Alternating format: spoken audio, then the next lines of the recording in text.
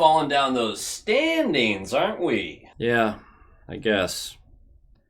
This game just meant a little more, you know? Because the divisional matchup? No, it's just, I just felt like this was, one where we had something to prove. What, that you don't suck? No, to prove that we can still beat you guys in the playoffs. Hey, sorry, overheard. You don't need to prove that anymore. We super believe it. Thanks. I don't know. This year's been different. Hey, look at me. I don't care how different it's been.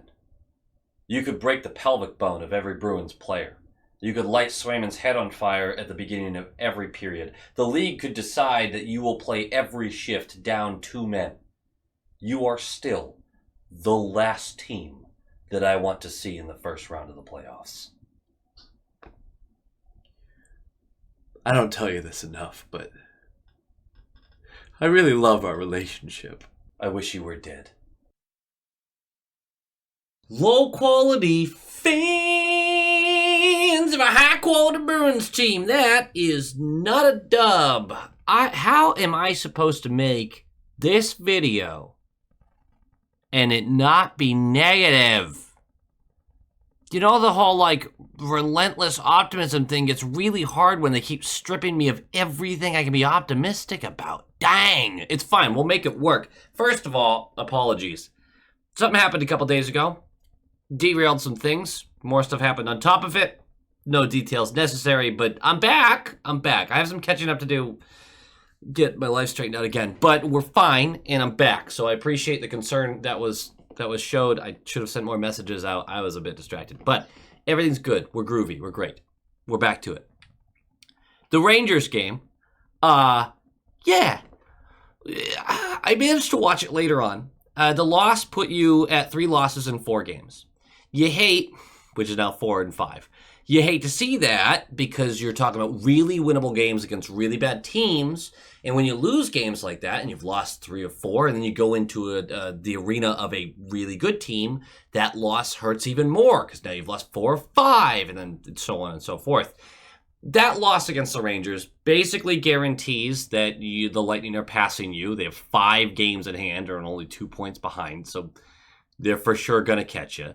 The argument can be made that we got goalied. Yeah, sure. Quick was really good. Right there with, yes, absolutely. Did you know that the Boston Bruins have a 33% chance of scoring 1 goal or less in regulation this year? 13 out of their first 40 games, which I know isn't technically 33%, but it's pretty close to that. Yeah, 1 goal or less through regulation in 13 out of 40. That's pretty bad. I'm kind of over the goal lead conversation. I really don't care if it even happens for real at this point because it happens every 3rd game. I don't care. And if you're wondering how often do we score 2 or less goals in regulation, 58% of the time, 23 out of 40 games. Those are some negative statistics. So the Rangers game was frustrating. It was frustrating because the chances were there. They just couldn't beat Quick, who let in 7 goals in his next start. I don't think it was actually 7. I think there were some empty netters, but they lost 7-4, I think, to the Capitals. Anyway, for this Toronto game, 3rd meeting of the year, we got shut out by them 4-0 during a tough stretch of games earlier. And then we did beat them in overtime earlier in the season. Matthews also returns tonight, which is neat. Good for them, I guess, if you're into that kind of thing. They are 6 points ahead of us in the standings with a game in hand. Now they're 8 points ahead of us in the standings with a game in hand. Maybe I just say things in a positive way, make it seem more positive, you know? Their power play is 18th, penalty kill is 10th. The goals scored per game for them is 13th, and the goals allowed is 8th. It is weird, kind of funky, how this team has been built with high-paid, high-talent offensive players, but it truly relies on its defense to win games. I know this game notwithstanding, but it does feel more sustainable because it does feel like their offense kind of stalls out every year in the playoffs. Like it feels like we're always having that conversation. So if you're a Leafs fan, you're probably sitting there going, okay, let's try it this way. That's fine. Wall and Stolars have been awesome. Awesome. Wall, 16 games, 18 games, 2.39 goals allowed average and a 917 save percentage, fantastic. Stolar's really fantastic, 16 games played, a 2.15 goals allowed average and a 927 save percentage. We're going to play Wall in this one. The Bruins lines. Let's talk about this for a minute. Marchand, Lindholm, Pasternak, Zacha, Coyle, Geeky, Wallstrom, Frederick, Brazeau, Beecher, Costello, Kepke, Zadorov, Mack, Osterley, Carlo, Lohrei, Peak, and then Swayman. So we are going to have Osterley come back in for Wotherspoon, which is interesting because Lohrei seems to be drowning every game. But they're going to keep running with him, which is fine. Like, let him work out the kinks. But boy, the Lohrei stuff has been really tough lately. My issue with this, outside of the obvious, why are, 4 of these guys in the lineup when we have other guys that we'd really like to bring in? I don't know. But a big issue here, the Marchand, Lindholm, Pasta line, which we know doesn't work. I know they ran it for a few shifts against the Rangers, who are giving up chances to every line, and they looked good. That line, Marchand, Elias Lindholm, David Pasternak, doesn't work. It does not work.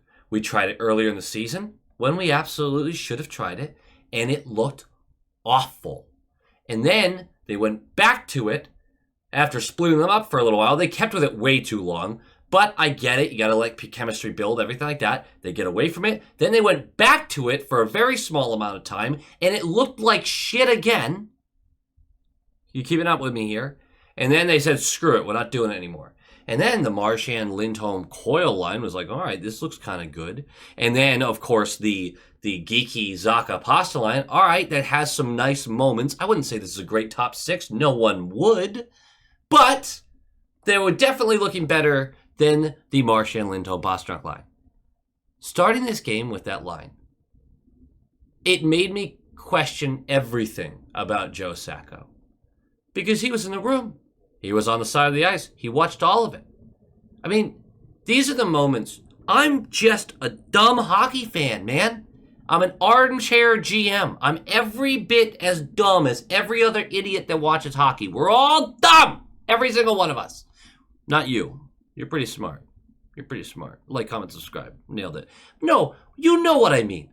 We're all just people watching a game, having our opinions about it. We're not paid millions of dollars to do this stuff. We just enjoy the sport and we want to have opinions about it. We're dumb.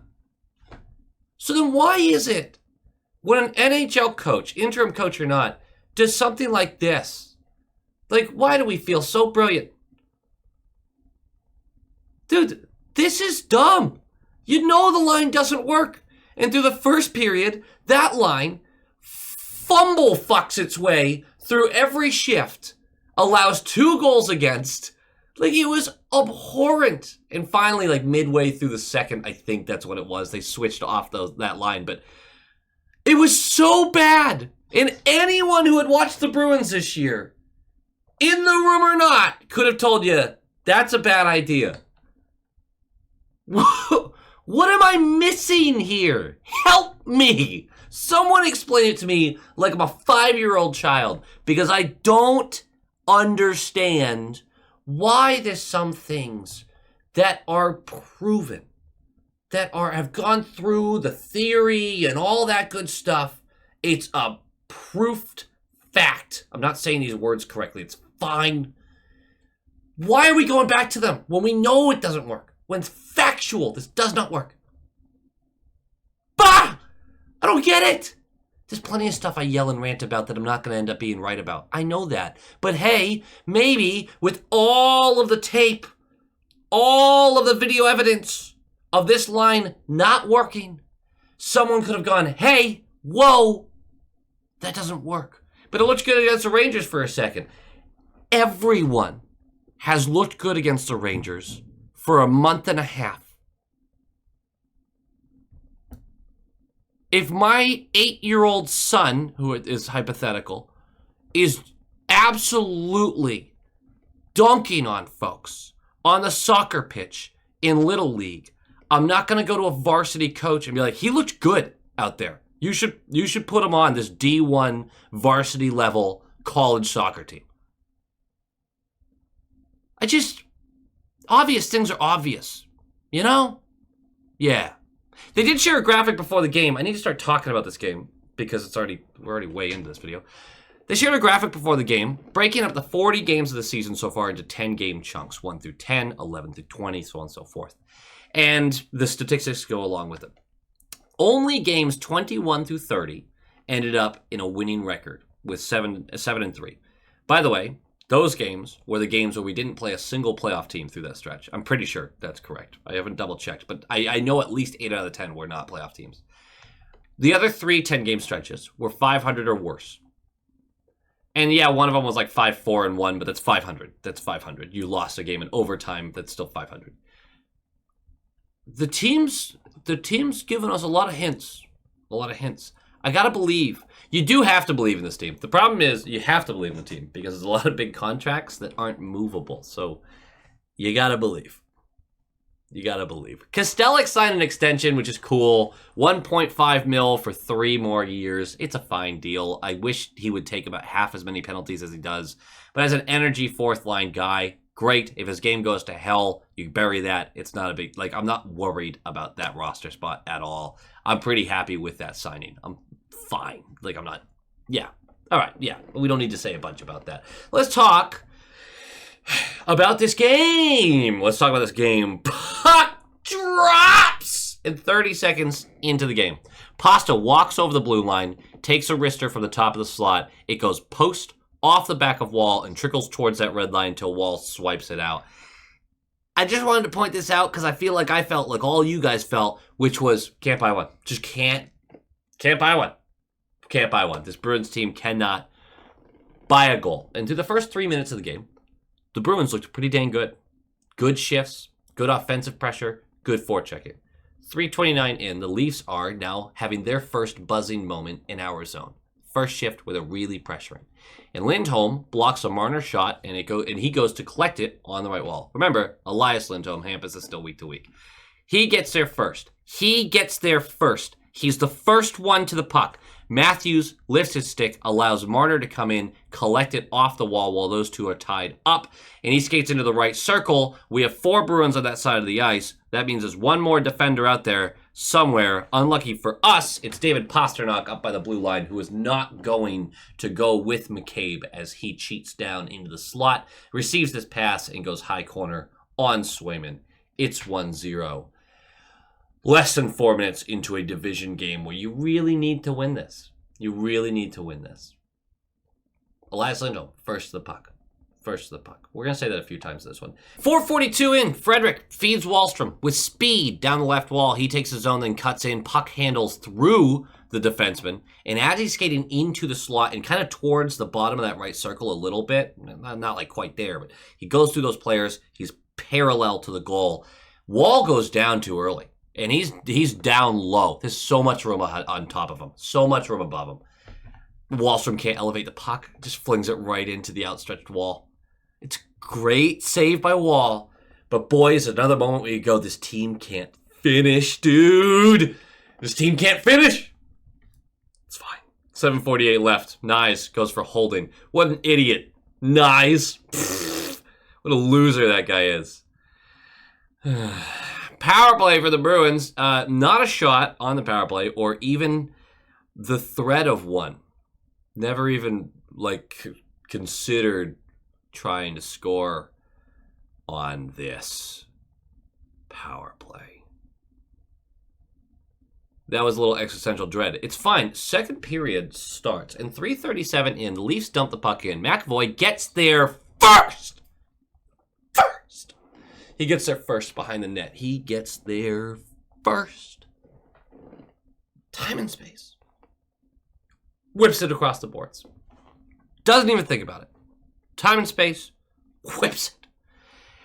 It's not a very hard whipping, and it allows Matthews to easily collect this puck as he skates down that left wall. And in basically one motion, throws it at the net, and Nyes tips an excellent tip. High blocker. And it's 2-0. So both goals, by the way, a Bruin gets to the puck first. That's not a flattering picture. I'll probably use that as a thumbnail. 12 seconds later. This is huge. And this was a huge goal. And Brick was right. This mattered, right? This mattered. 12 seconds later, the puck is dumped in behind the Leafs net. Geeky gets in on the forecheck, forcing them to fling the puck earlier than they'd like to up the boards.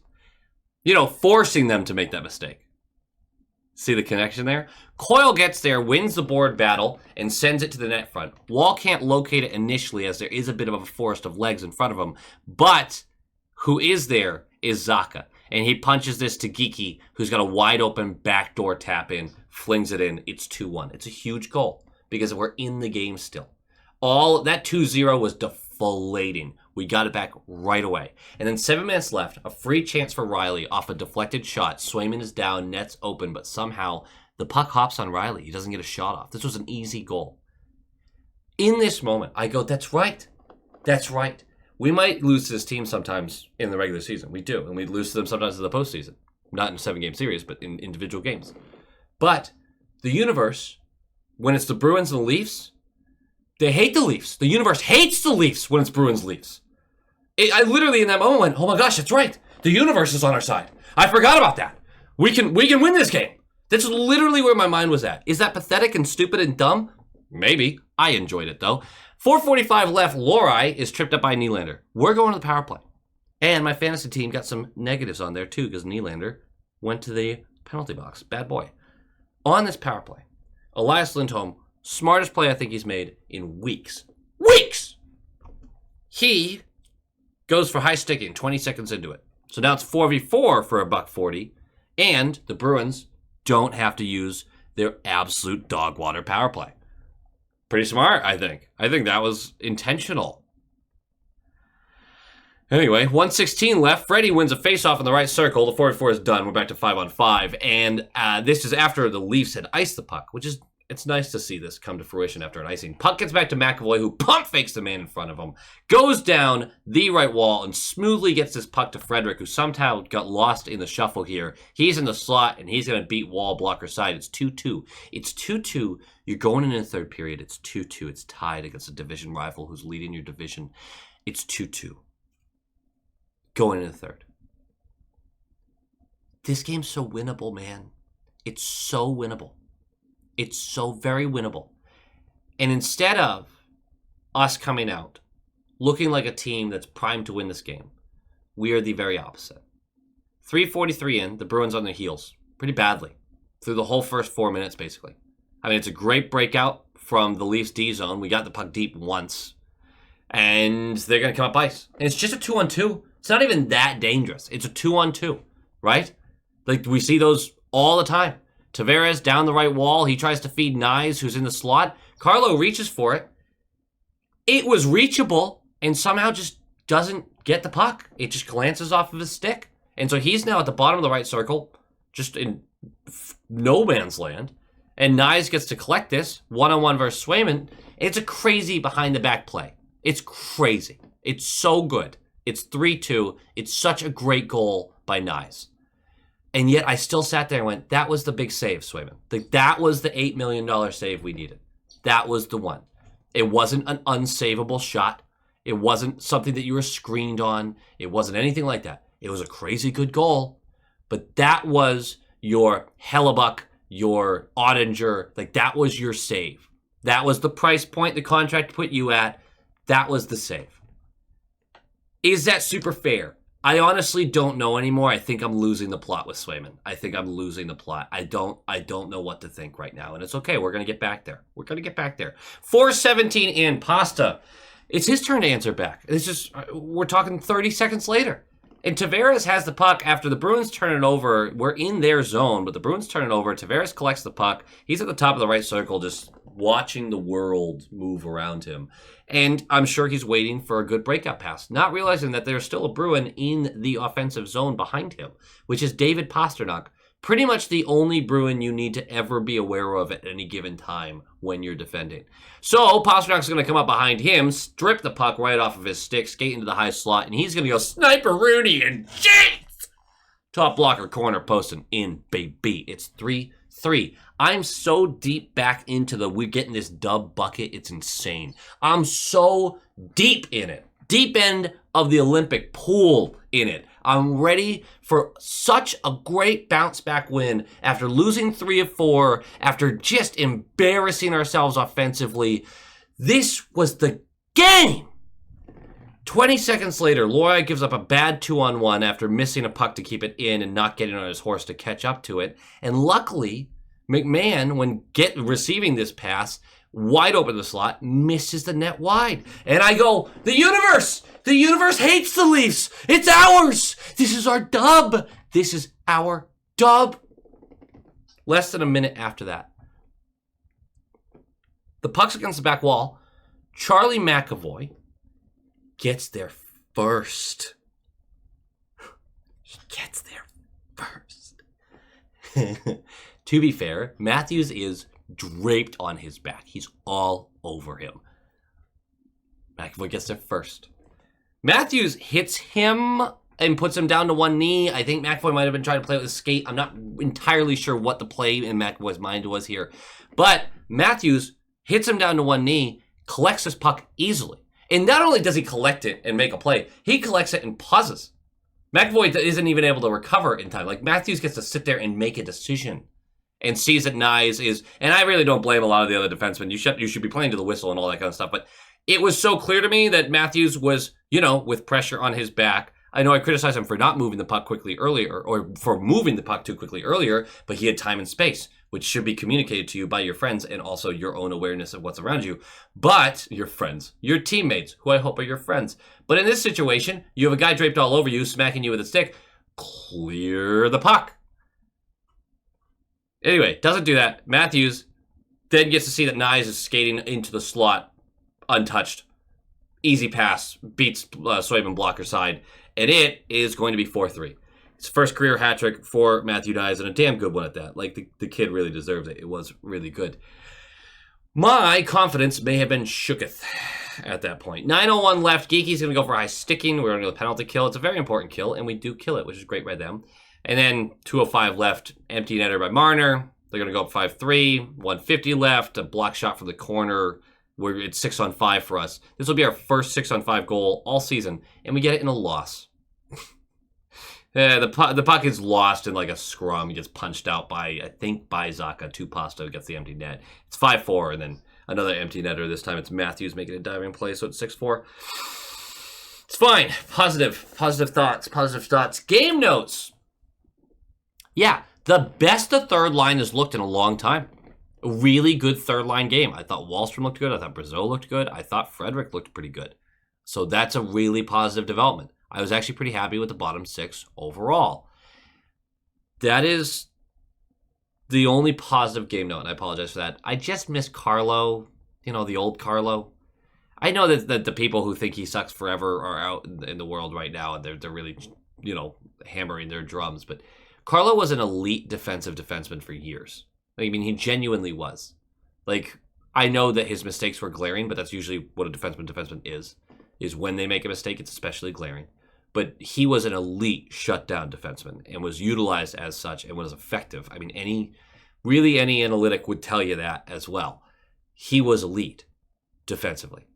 And this year, I just miss Carlo, man. It feels like nothing's going his way. He can't make a play. He can't clear a body. He can't do anything correct right now. It's really rough. It's really, really rough. Kind of the same thing for McAvoy, but I'm not even going to go in on that right now. Swayman, I did the whole speech earlier about the save. This game's not like Swayman's fault, right? Like, they had some really good chances. They buried some really good chances, but I just can't get away from the fact he's an $8 million goaltender who's one of the worst goaltenders statistically in the league right now. And nothing's going to get me away from that, He's literally one of the worst goaltenders statistically in the league as a starter. Like, he's really bad. And I don't think it's as bad as his numbers are. I think our defense is playing a big role in a lot of the worst numbers that he's had. But the facts and the numbers are the facts and the numbers. He just hasn't. I mean, doesn't even look like a starting goaltender right now by the numbers, let alone an $8 million one. We need better. We need it right now. Like, we need it now. We're game 41. Like, it's time, man. So I'm dude. I mean, this goes for every big contract, by the way. It's 41 games in a season. Like, Pasternak's working through some sort of injury, and he's still, I think, especially lately, there's some effectiveness there. Marchand, who's not a big contract, but Marchand's playing out of his mind. But McAvoy and Swayman and Elias Lindholm, like, guys, it's time. You've got to be better than what we've seen. You have to be. Or else this team is absolutely going to fall out of playoff position. You are the big money. You're where the big money's going. You have to be effective. I can say that till I'm blue in the face, but we really got to be. I do have one little note here, and I want to gauge everyone else's thoughts on this. Midway through the third period of a tied game, what are you waiting for? Not like spiritually, but without control over it, we naturally lean one way or another. We're waiting for the team to win or waiting for the team to lose. There are very few teams in this league where a fan base can truly wait for the team to win. That kind of positive attitude is genuinely hard to maintain and come by. But I genuinely am sitting there waiting for the team to lose. And that's not... I tend to be very good about like that positive attitude late in games. And this team has, through 41 games, just been one of the least likable Bruins teams I've watched in a very long time. You're waiting for the next mistake. You're waiting for the dumb play. You're waiting for the soft goal. Like, it's been a very unlikable season so far, and we're still in a playoff position, which so is insane to say. But I don't think it's unfair with how bad the special teams have been, with how bad the offense has been. I don't think it's an unfair take. I'm trying to will my way out of that. It's just, it's not good. It's not good right now. And I'm wondering if maybe that a lot of you are actually like, no. I still feel that waiting for them to make the play to win the game. Or is everyone just kind of like, nah, just kind of waiting for them to lose it? Be interested to hear your thoughts. Go Bees. Go Bees! And now it's time to say thank you to the high-quality inspectors. I appreciate each and every one of you. There's over 100 of you at this point, and I love doing these thank yous at the end, but I think we're reaching such a volume that I have to rethink this strategy because you're all so incredible and so supportive, but this is getting really long, and there's got to be a better way, right? But let's start the thank yous, of course, with the top line tier. Dampen, Chris and Erica, Negev79, Trial Exotic, Jeff McGugan, Brad Yaati, Andrew Peterson, Sean Kreider, JM, Zenon Noel DeGuy, Donald Shelton, Anakin Palpatine, The Rat 63, Lola Cattingsworth, EKM Productions, Moonlighter TV, Big Bad Bruin, The Bugman, Adam Ella, Jeff with a G, Tommy Braga, Roland 22, GD Viperworks, Len Cruz, Brock Nope, Han Slomo, Coach D, The Atomic Lizard, Bradley Johnson, Brett Arney, Pincent, and Nick Citrullo. Thank you so much, each and every one of you. You're absolute legends of this channel, and you're very appreciated. And now, of course, to our all-star tier members. Lorenzo Wood, Jake Brower, Penny Pasta, Levi Catalani, Boston Stringler, Bagel, JG's 12, Mark S, Jacob Pratt, Nightmare Eco, John Kirk, Ann Hustis, Joel, Heil E. Coyote, Darren Woodbury, Abraxion, Michael DePaulo, Wolf Warrior, Vinny, Adrian Winter, Tupton D. Tashi, Bruin Smash, DeKingery, The Only Newts, A Tasty Snack, Dutes 42, and Jeremy. Absolute stallions, every single one. Thank you for supporting the channel. Thank you for being a part of the channel. I cannot express my gratitude. Go Bees.